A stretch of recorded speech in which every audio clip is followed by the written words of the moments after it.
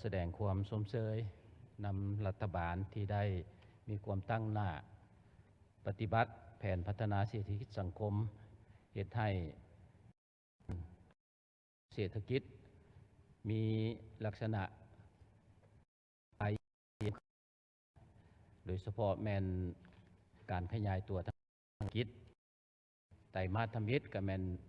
อยู่ในระดับ 4.5% ซึ่งก็ถือว่าเป็นตัวเลขที่ว่าน่าชื่นชม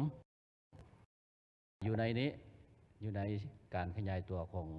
4.5% นี้ครับเจ้าสังเกตเห็นว่าส่วนใหญ่รายหับของพวกเขานี่ก็ยังแม่นมาจากวัตถุดิบออกต่างประเทศซึ่งตัวนี้เนาะมันกับแผนพัฒนาเศรษฐกิจสังคมที่รัฐบาลได้ตั้งเป็นสโลแกนหรือว่าเป็นคำขวัญว่าต้องไปตามทิศยืนยงและสีเขียววันนี้ให้มาเบิ่งคำว่ายืนยงสีเขียวการคุดค้นแห่ส่งออกขายเนาะตัวนี้มันเป็นการสร้างรายรับที่ว่าโบยืนยงธาตุคันเฮาคุดค้นขายออกไปเมดแล้วมันก็เมดไปโบมีลักษณะยืนยงเนาะอันนี้แสดงให้เห็นอย่างจ่าแจ้งมีประเทศอยู่ในโลกนี้บ่มีประเทศใดที่ว่าจะเจริญทางมีย้อนขายวัตถุดิบออกไปขายออกต่างประเทศแล้วสิเจริญเนาะรายรับมันน้อยหลายเนาะฉะนั้นครับเจ้าคิดว่าที่ทางรัฐบาลก็คือทางท่านประธานก็ได้เสนอว่าเอาเฮ็ดแห่ออกขายนี่ให้หยุดเพียงเท่านี้เนี่ยมันเห็นดีที่สุดแล้วเนาะถ้าจะเฮ็ดต่อในอนาคตนี่ครับเจ้าคิดว่าเฮาสิสร้างโรงงานเนาะแปรรูปแห่ธาตุดังกล่าวขายออกเป็นผลิตสินค้าสำเร็จรูปเพิ่มรายรับเพิ่มมูลค่าเนาะจะสิดีกว่าบ่อันนี้เนาะมันจะสิเฮ็ดให้รับเนาะจังปีเป็นลักษณะการพัฒนาเศรษฐกิจแบบยืนยงอันที่สองมันบ่ไปตามทิศสีเขียวเพราะว่าการขุดค้นแห่ธาตุที่ว่าเพิ่นเฮ็ดมันทำลายสิ่งแวดล้อมเนาะอันนี้มันชี้แสดงให้เห็นออกหลายจุดบ่ว่าจะเป็นการมลต่อแม่น้ำลำเซเนาะมีผลต่อเนื้อที่ของมีการทำลายเส้นทางอย่างต่างๆทั้งหมดนี่ชี้ให้เห็นว่ามันโบแมนทิศสีเขียวแล้วเนาะฉะนั้นครับที่ว่าควรจะพิจารณาให้ยุติทุกโครงการที่ว่าส่งแห่ธาตุออกไปนี้ถึงว่าเศรษฐกิจของพวกเขาจะมีการขยายตัวในระดับที่ดี 4.5% ภัยเงินเฟ้อก็ลดลงเฉลี่ยในปี 2024 ในเวลาเดียวกันนี้ในช่วงเวลาเดียวกันจาก 24.77% มาเป็น 11.1% สภาพชีวิตการเป็นอยู่ของประชาชนของพนักงานรัฐกรทหารตำรวจของพวกเขานี่ก็คือว่ายังฝืดเคืองอยู่เนาะสินค้าทุกอย่าง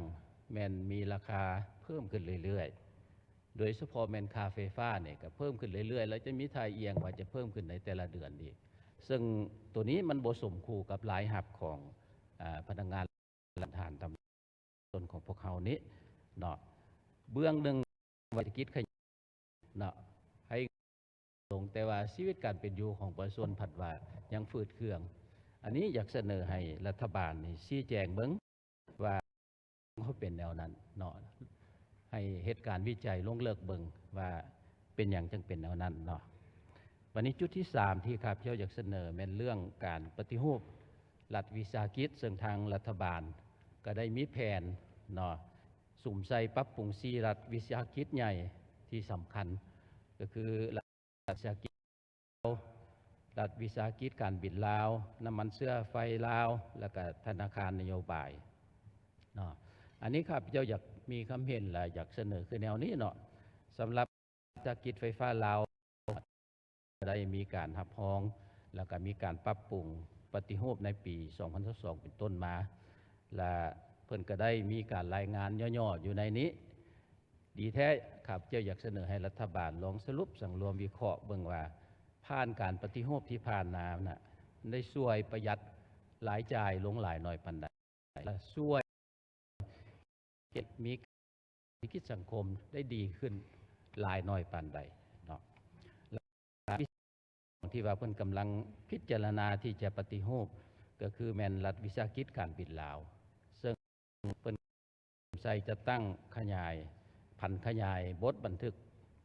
ร่วมลงทุนระหว่างรัฐวิสาหกิจของจีนหรือว่าบริษัทโคแมกกับของรัฐบาลลาวเฮาหันเนาะอยู่ในนี้เนาะทางบริษัทโคแมกเขาเจ้าเสนอว่าอยากได้หุ้นส่วนเปอร์เซ็นต์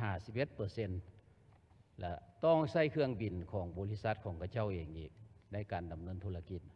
และซ้ำบ่พอยังสิเสนอยกหนี้ผ่านมาของบริษัทการบินออกจากบัญชีของบริษัทการบินลาวตัวนี้นี่ครับเจ้ามาเบิ่งแล้วสิบ่เป็นการเอาเปรียบกันอันนี้เนาะอยากเสนอให้ทางรัฐบาลนี่มีการพิจารณาว่าเมินเบิ่งว่าผลได้ผลเสียจากการร่วมมือหรือว่าการปฏิรูปรัฐวิสาหกิจดังกล่าวร่วมมือกับบริษัทโคแมกเนี่ยมันจะเป็นแนวใดครับเจ้าเบิ่งแล้วนี่เบิ่งแล้วมันมีลักษณะที่ว่าเขาจะเสียเปรียบหลายเกินไปนั่นเสนอให้ทางรัฐบาลพิจารณาคักๆเนาะการประกอบความเห็นของข้าพเจ้าแม่นมีเท่านั้นเนาะขอบใจหลายๆท่านประธาน